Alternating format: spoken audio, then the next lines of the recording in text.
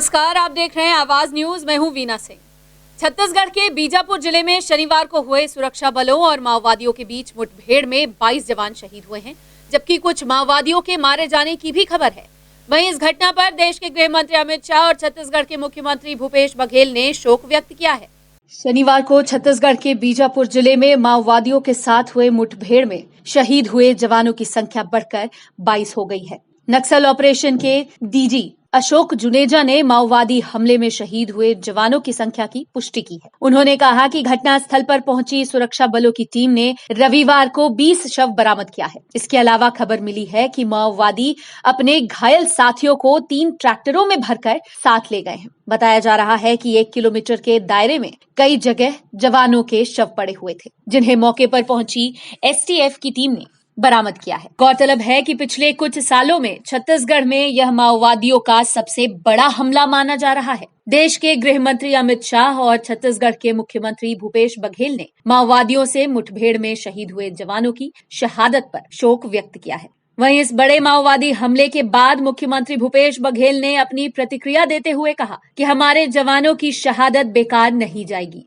उन्होंने प्रेस से बातचीत में कहा कि माओवादियों और सुरक्षा बलों के बीच करीब 4 घंटे तक मुठभेड़ चली। इस घटना में माओवादियों को भी काफी क्षति पहुंची है। जिन 7 जवानों को रायपुर शिफ्ट किया गया था, वो अब खतरे से बाहर हैं। एक जवान अभी लापता है, जिनकी तलाश की जा रही है। आपको बता दें कि शुक्रवार को सुकमा और बीजापुर के अलग अलग इलाकों से CRPF, district reserve guard, special task force और कोबरा बटालियन के 2059 जवान नक्सल ऑपरेशन के लिए निकले थे। इनमें नरसापुर कैंप से 420 जवान, मिनपा कैंप से 483 जवान, उसूर कैंप से 200 जवान, पामेड़ कैंप से 195 जवान और तर्रेम कैंप से 760 जवान शामिल थे। शनिवार को जब ऑपरेशन के बाद फोर्स के जवान कैंप वापस लौट रहे थे, तभी तर्रेम थाना के सिगलेर से लगे जोनागुड़ा के जंगल में घात लगाए माओवादियों ने सुरक्षा बलों पर हमला बोल दिया था। इस दौरान कई जवान घायल हुए थे। वहीं घायल हुए 37 जवानों को बीजापुर और रायपुर के अस्पतालों में भर्ती किया गया है। इधर प्रदेश के गृह मंत्री ताम्रध्वज साहू शनिवार की रात रायपुर के एक निजी अस्पताल में भर्ती किए गए जवानों से मुलाकात करने पहुंचे थे। वहीं इस घटना के बाद फोर्स के जवानों ने नक्सलियों के खिलाफ सर्च अभियान तेज कर दिया है। उसके अंदर 5 कैंप से अलग अलग पार्टीज निकली थी, उनके कोर एरिया में जाने के लिए, सो कॉल्ड सेंध लगाने के लिए। कल आफ्टरनून में करीब 11 साढ़े 11 बजे दोनों पार्टीज, नक्सली और उसमें सुरक्षा बलों में, जिसके अंदर सीआरपीएफ, कोबरा, एसटीएफ, डीआरजी और सीएफ के जवान थे, दोनों तरफ से 4 घंटे की मुठभेड़ के चली, करीब 11:30 बजे से लेकर 3:30 बजे तक। इस मुठभेड़ के अंदर काफ़ी नक्सलियों की हताहत होने की खबर है, क्योंकि जो गोपनीय जानकारी मिल रही थी और सूत्र बता रहे थे, करीब 3 या 4 ट्रैक्टरों से जो घायल और मृत नक्सली हैं उनको वहाँ से ट्रांसपोर्ट किया गया है।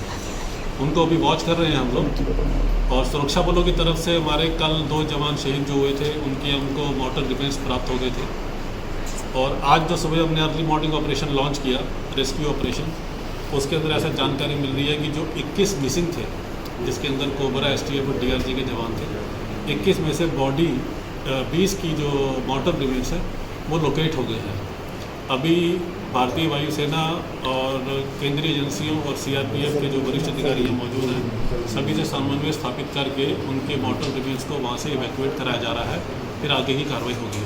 टोटल अभी जो हमको मॉर्टर डिफेंस की जो जानकारी प्राप्त हो रही है पुलिस अधीक्षक और आईजी द्वारा, वो अभी तक 22 की संख्या है। केंद्रीय जेल अंबिकापुर प्रबंधन पर खाद्य सामग्री के निविदा में गड़बड़ी करने का गंभीर आरोप लगा है। मामले की शिकायत पर सरगुजा कलेक्टर ने जांच टीम गठित कर 1 सप्ताह के भीतर जांच रिपोर्ट प्रस्तुत करने का निर्देश जारी किया है। अंबिकापुर का केंद्रीय जेल एक बार फिर से विवादों के घेरे में है। इस बार केंद्रीय जेल अंबिकापुर पर बंदियों के लिए खरीदी जाने वाली खाद्य सामग्री के लिए टेंडर में गड़बड़ी की आशंका जताते हुए सरगुजा कलेक्टर संजीव झा को शिकायत पत्र दिया गया है। मामले की गंभीरता को देखते हुए कलेक्टर सरगुजा ने शिकायत पर डेप्यूटी कलेक्टर की अध्यक्षता में एक जांच टीम का गठन किया है, जिसमें ट्रेजरी ऑफिसर्स के साथ पीडब्ल्यूडी के अधिकारियों को भी रखा गया है। साथ ही कलेक्टर ने जांच टीम को 1 सप्ताह के भीतर दस्तावेजों की जांच कर रिपोर्ट प्रस्तुत करने को कहा है। दरअसल यह पूरा मामला अंबिकापुर केंद्रीय जेल में 2020-2021 में हुई खाद्य सामग्री टेंडर का है, जिसमें गड़बड़ी की आशंका जताई जा रही है। शिकायत पत्र में जेल अधीक्षक के द्वारा किसी व्यक्ति विशेष को लाभ पहुंचाने के लिए इस टेंडर में गड़बड़ी की बात कही गई है। इतना ही नहीं, दस्तावेज निकालने के लिए लगाए गए आरटीआई का भी कोई जवाब अभी तक शिकायतकर्ता को नहीं दिया गया है, जिसके बाद शिकायतकर्ता ने राज्य सूचना आयोग को भी शिकायत की है। शिकायतकर्ता का आरोप है कि निविदा प्रक्रिया को सही तरीके से पालन नहीं किया गया, क्योंकि निविदा के शर्तों के अनुसार जितनी अमानत राशि प्रस्तुत की जानी थी, उतनी निविदाकार के द्वारा अमानत राशि प्रस्तुत नहीं की गई। जो निविदा उक्त सप्लाई के लिए आए हुए थे, उनके सही या गलत होने के संबंध में कोई जांच नहीं की गई। जेल अधीक्षक इस जांच समिति के अध्यक्ष थे, जिनके द्वारा यह जांच की जानी थी। साथ ही साथ जिस दर पर निविदाकार से अनुबंध केंद्रीय जेल अधीक्षक द्वारा किया गया, वह काफी बढ़ा चढ़ाकर किया गया है। आरोप है कि एक व्यक्ति विशेष फर्म को लाभ पहुंचाने के लिए इस तरह की गड़बड़ी की गई है। उपरोक्त निविदा में जेल मैनुअल का भी पालन नहीं किया गया है, जो कहीं न कहीं इस बात का संकेत देता है कि टेंडर में घोर लापरवाही बरती गई है। बहरहाल सरगुजा कलेक्टर ने मामले को गंभीरता से लेते हुए जांच टीम का गठन किया है और 1 सप्ताह के भीतर जांच रिपोर्ट सौंपने का निर्देश दिया गया है, जिसके बाद ही यह बात सामने आ सकेगी कि ये लगाए गए गंभीर आरोप सही हैं या निराधार। केंद्रीय जेल अंबिकापुर में जो भंडार सामग्री होती है, उसकी खरीदी में अनियमितता की गई है, इस तरह का जांच शिकायती प्रार्थना पत्र प्राप्त हुआ है, जो शहर के गणमान्य नागरिक के द्वारा दिया गया है।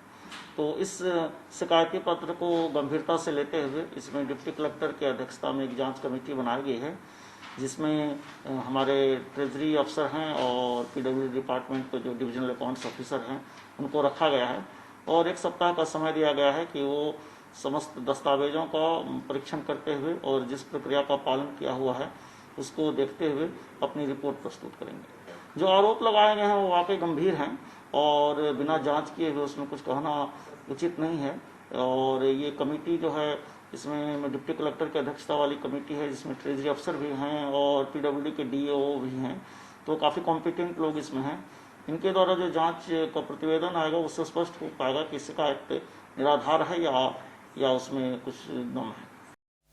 सरगुजा जिले के 2 ग्राम पंचायतों ने जिले का देश भर में नाम रोशन किया है। अपने बेहतर क्रियान्वयन की वजह से ग्राम पंचायत सरगवा एवं रीरी को भारत सरकार के पंचायत एवं ग्रामीण विकास मंत्रालय द्वारा दीनदयाल राष्ट्रीय गौरव ग्राम सभा पंचायत सशक्तिकरण पुरस्कार से पुरस्कृत किया जाएगा। सरगुजा जिले के 2 पंचायतों को दीनदयाल राष्ट्रीय गौरव ग्राम सभा पंचायत सशक्तिकरण पुरस्कार मिलने जा रहा है। अंबिकापुर विकास खंड के ग्राम पंचायत सरगवा व लुंड्रा विकास खंड के ग्राम पंचायत रीरी को यह सम्मान भारत सरकार के पंचायत एवं ग्रामीण विकास मंत्रालय द्वारा प्रदान किया जाएगा, जबकि प्रधानमंत्री नरेंद्र मोदी खुद पुरस्कार देंगे। इन दोनों पंचायतों ने ग्राम सभा की मजबूती के लिए बेहतर कार्य किया है। पंचायत के सभी दस्तावेजों का बेहतर रखरखाव और बेहतर क्रियान्वयन के कारण भी इन दोनों पंचायतों का चयन पुरस्कार के लिए किया गया, जबकि दोनों पंचायतों में ग्रामीणों की ग्राम सभा में बेहतर भागीदारी भी थी। केंद्र व राज्य सरकार की बड़ी योजनाओं का इन दोनों पंचायतों में अच्छा क्रियान्वयन और जनप्रतिनिधियों के सहयोग से पंचायत के कामकाज का बेहतर संचालन और बेहतर कार्य के कारण यह उपलब्धि हासिल हुई है। गौरतलब है कि भारत सरकार की ओर से 8 लाख की राशि व प्रशस्ति पत्र दोनों पंचायतों को दिया जाएगा। सरगुजा जिले के लिए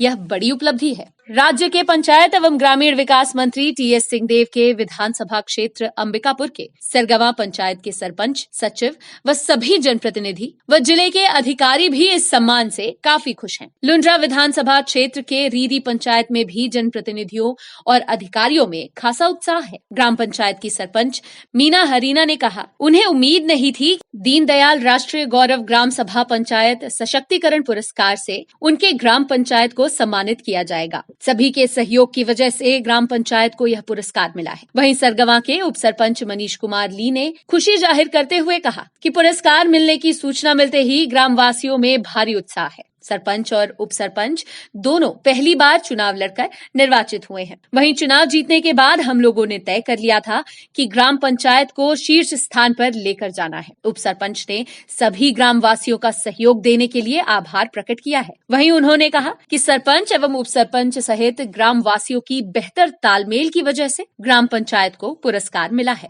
मुझे बहुत ही खुशी और गर्व महसूस हो रही है। मेरे पंचायत को दीनदयाल उपाध्याय राष्ट्रीय गौरव सशक्तिकरण का जो पुरस्कार मिल रहा है। हमारे ग्राम पंचायत में एक तो ये सर्वे एक गोपनीय रूप से हुआ था और अपने रिकॉर्ड को सुव्यवस्थित रूप से रखने का और जो शासकीय कार्य जो है उसे सुव्यवस्थित रूप से चलाने के लिए हम लोग के पुरस्कार मिल रहा है। अपने यहाँ अवार्ड की जानकारी तो नहीं थी, लेकिन सर्वे के लिए जो आए थे उसका पता अपने को बरसात के टाइम में ही आए हुए थे। देखिए, हम लोग के लिए बहुत ही हर्ष और उत्साह का समय है ये, क्योंकि हम लोगों ने बहुत मेहनत किया। पहला बार मैं उप सरपंच और चुनाव लड़ा हूँ और सरपंच भी हमारी पहले बार चुनाव लड़ी है। और हम लोगों ने चुनाव जीतने के बाद ही ये सोचा था कि अपने गांव को बहुत ऊंचा लेके जाना है और नंबर 1 पे लाना है, जिसमें हम लोग ग्रामवासियों को बहुत धन्यवाद देते हैं, हमारे अधिकारियों को बहुत धन्यवाद देते हैं, सचिव साहब का धन्यवाद देते हैं। उन्होंने बहुत अच्छा हमारे लिए एक प्लेटफॉर्म दिया जिसमें हम लोग अच्छे से काम कर सक रहे हैं। देखिए, इसमें हम लोग को जो नंबर 1 पे पुरस्कार जो मिला है, जो अवार्ड मिला है, उसके लिए हम लोग को कोरोना जैसे ही हम लोगों का चुनाव हुआ कोरोना काल में, उसके बाद हम लोगों ने पूरे गाँव को जागृत किया। यहाँ पे मुफ्त में सैनिटाइज़र, साबुन, मास्क का वितरण किया। हमारे यहाँ पे मॉस्किटो का मच्छर मारने का मशीन है जो आसपास के ग्राम पंचायतों में नहीं है, जो नगर निगम में होता है। और पारदर्शिता के साथ काम किया। जो भी काम किया हम लोगों ने, हमारे पास सूचना पटल है, उसमें आप अंकित है, कभी भी कोई भी देख सकता है। और सारे रिकॉर्ड दुरुस्त रखे हैं हम लोगों ने। सबसे बड़ी बात, हम लोग को खुशी और गर्व महसूस हो रहा है कि पूरे ऑल छत्तीसगढ़ में हमारा सबसे फर्स्ट नाम सरगवा का है। हम लोग को बहुत खुशी और हर्ष है कि हमको राष्ट्रीय पुरस्कार मिला। बहुत ही अच्छे कार्य हम लोग अभी कोरोना काल में सैनिटाइज़र बांटना, मास्क बांटना, मच्छर फॉग मशीन, ये सब हमारे पंचायत में है। आदर्श गौठान भी हमारे पंचायत में है। मुख्यमंत्री जी द्वारा हमारे यहाँ उद्घाटन किया गया सबसे पहले। बहुत खुशी है।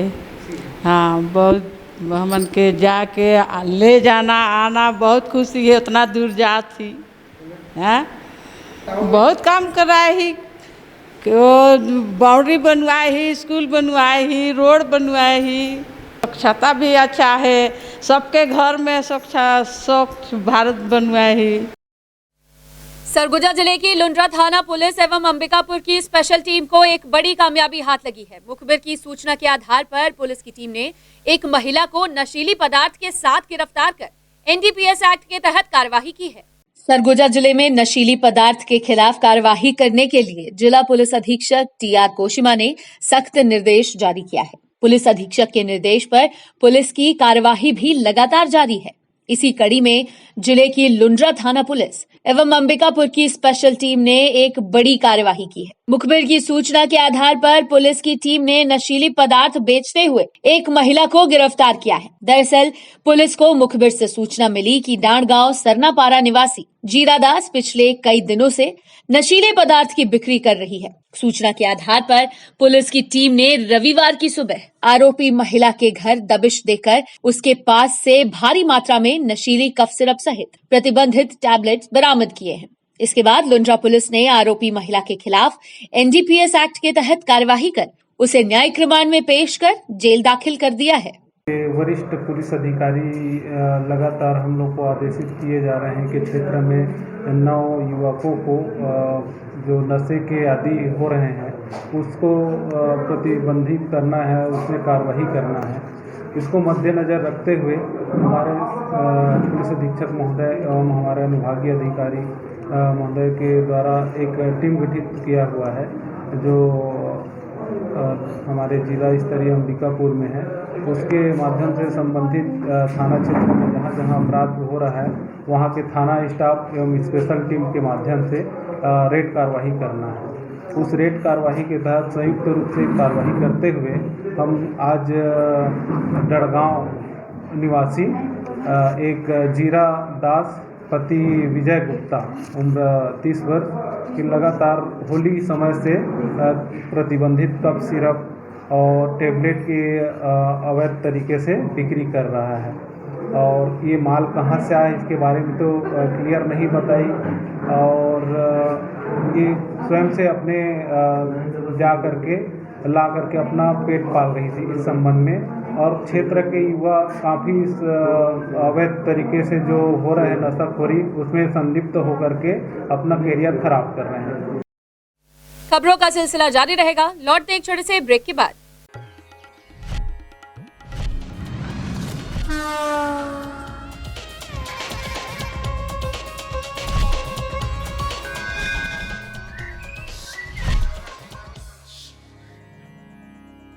वीएम इंटरनेट सर्विस शहर का सबसे सस्ता high speed fibre internet service 100 MBPS मात्र 700 रुपए में विद टैग। तो चाहे वर्क फ्रॉम होम हो या ऑनलाइन क्लास, याद रखें वीएम इंटरनेट सर्विस। अधिक जानकारी के लिए संपर्क करें Vande Mahamaya cable network, VM internet service, Alaknanda complex, प्रथम तल, अग्रसेन चौक, अंबिकापुर, सरगुजा। Mobile number 9111785555 7440765555।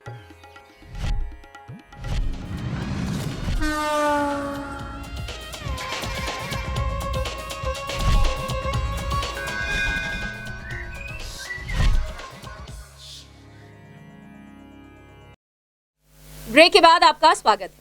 सरगुजा जिले की दरिमा पुलिस ने हत्या के आरोप में मृतका के पति सहित भतीजे को गिरफ्तार किया है। 2 दिन पूर्व पुलिस की टीम ने एक महिला का शव कुएं से बरामद किया था, जिसके बाद पुलिस की टीम अज्ञात आरोपियों के खिलाफ हत्या का अपराध दर्ज कर उनकी तलाश कर रही थी।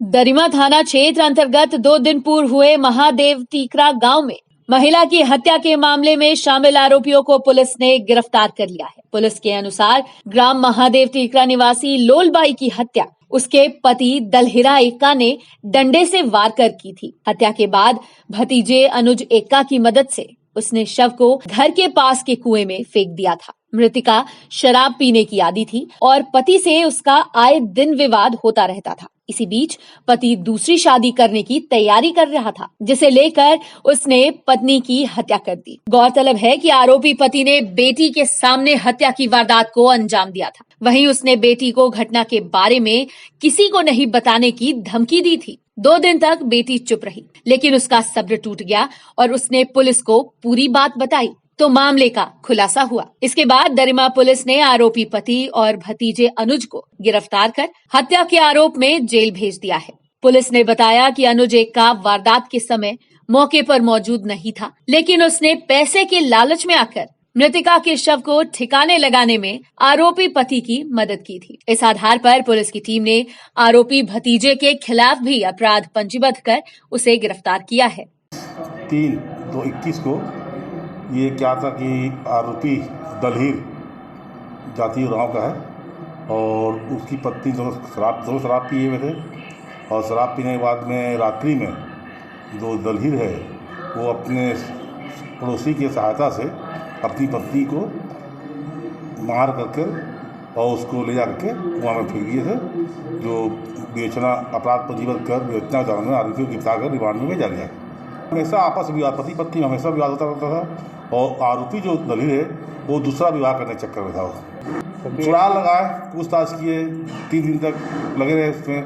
बाद में उनके सारा पता उसकी लड़की बताई कि हाँ मेरे पापा मारे हैं, मैं देखी हूँ मारते हुए और मेरे पापा मारे हैं। और अनुज जो दूसरा सेकेंड आरोपी है उसको सहयोग से ले कुआं में डाल दिया। आबकारी विभाग की टीम ने अंबिकापुर शहर के महामाया पारा में एक महिला सहित 2 व्यक्तियों के घर छापामार की कार्यवाही कर भारी मात्रा में अवैध शराब जब्त किया है। वहीं आरोपियों के खिलाफ आबकारी एक्ट के तहत कार्यवाही कर उन्हें जेल भेज दिया है। अंबिकापुर शहर एवं आसपास के इलाकों में अवैध महुआ शराब की बिक्री जोरों पर है। आए दिन पुलिस एवं आबकारी विभाग के द्वारा अवैध शराब के खिलाफ कार्यवाही की जाती है। बावजूद इसके जिले में अवैध शराब का कारोबार फल फूल रहा है। इसी कड़ी में आबकारी विभाग की टीम ने अवैध महुआ शराब के खिलाफ कार्यवाही की है, जहां मुखबिर की सूचना के आधार पर आबकारी विभाग की टीम ने एक महिला सहित 2 आरोपियों को गिरफ्तार किया है। दरअसल आबकारी विभाग को सूचना मिली कि महामाया पारा में अवैध महुआ शराब की बिक्री हो रही है। सूचना पर आबकारी विभाग की टीम ने रविवार की सुबह झरियारो विश्वकर्मा और प्रदीप सोनी के घर पर दबिश देकर भारी मात्रा में अवैध महुआ शराब जब्त कर दोनों आरोपियों के खिलाफ आबकारी एक्ट के तहत कार्रवाई की है। यह कार्रवाई आबकारी विभाग के उप निरीक्षक धर्मेंद्र शुक्ला एवं उनकी टीम के द्वारा की गई है। अंबिकापुर कोतवाली पुलिस एवं स्पेशल टीम ने संयुक्त कार्यवाही करते हुए एक महिला को गांजा बेचते गिरफ्तार किया है। पेट्रोलिंग पर निकली पुलिस टीम को मुखबिर से सूचना मिली कि कोतवाली थाना क्षेत्र अंतर्गत एक महिला गांजा बेचने के लिए ग्राहकों की तलाश कर रही है। सूचना के आधार पर पुलिस की टीम ने आरोपी महिला को गांजे के साथ धर दबोचा। फिलहाल कोतवाली पुलिस ने आरोपी महिला के खिलाफ एनडीपीएस एक्ट के तहत कार्यवाही कर उसे न्यायिक रिमांड से जेल भेज दिया है। दिनांक 3/4/21 को थाने से पेट्रोलिंग पार्टी फरार आरोपियों की पतासाजी माइनर रेड की कार्रवाई में विशेष टीम के प्रधान अधीक्षक अनिल सिंह के साथ और थाने से संजय गुप्ता एसआई और स्टाफ थे, इनके द्वारा जो है पेट्रोलिंग किया जा रहा था। तभी महामा मंदिर के पास सूचना मिला। सीमा पति इंसार सैयद जो महिला है परमेश्वरी इंसार, इसका पति भी जो है पुराना बदमाश है शहर का और 302 का सजा याफ्ता है और अभी जमानत पे बाहर है। उसकी पत्नी जो है घर के पास गांजा बिक्री कर रही है। सूचना पे तत्काल पुलिस वहां पहुंची और राह चलते गवाहों को रोककर जो है उनको तस्दीक करने से अवगत कराकर रेड की कार्रवाई किया गया। जो एक झोला में गांजा 550 ग्राम कीमती करीब 5,000 रुपये प्राप्त होने पर मौके पर एनडीपीएस एक्ट की कार्रवाई कर उक्त आरोपी महिला को गिरफ्तार करके जो है माननीय न्यायालय में पेश करने की तैयारी की जा रही है। कोतवाली थाना क्षेत्र अंतर्गत चांदनी चौक निवासी दो पड़ोसियों के बीच नाली निकासी की बात को लेकर जमकर विवाद हुआ। वहीं देखते ही देखते विवाद इतना बढ़ गया कि दोनों पक्ष आपस में भिड़ गए और मारपीट की नौबत तक आ गई। यही नहीं, एक पक्ष के लोगों ने दूसरे पक्ष के घर में घुसकर जमकर मारपीट की है। वहीं यह पूरी वारदात सीसीटीवी कैमरे में कैद हुई है। दो पक्षों में हुए विवाद का यह मामला जब कोतवाली पुलिस तक पहुंचा तो पुलिस ने दोनों पक्षों की शिकायत पर 13 लोगों के खिलाफ अपराध दर्ज कर लिया है। मामला जो है रिंग रोड चांदनी चौक अंबिकापुर का है, जहां पर दोनों आवेदकों का जो घर है आसपास है, जिनके बीच पानी निकासी के बात को लेकर वाद विवाद हुआ था और दोनों पक्षों की रिपोर्ट पर बलवा कायम कर लगभग 13 लोगों के खिलाफ कार्रवाई हुई है। बुलेटिन में फिलहाल सिर्फ इतना ही। शहर से जुड़ी खबरों के लिए देखते रहिए आवाज न्यूज। इस न्यूज के स्पॉन्सर हैं वीएम इंटरनेट, अलकनंदा कॉम्प्लेक्स, प्रथम तल, अग्रसेन चौक, अंबिकापुर, सरगुजा, छत्तीसगढ़।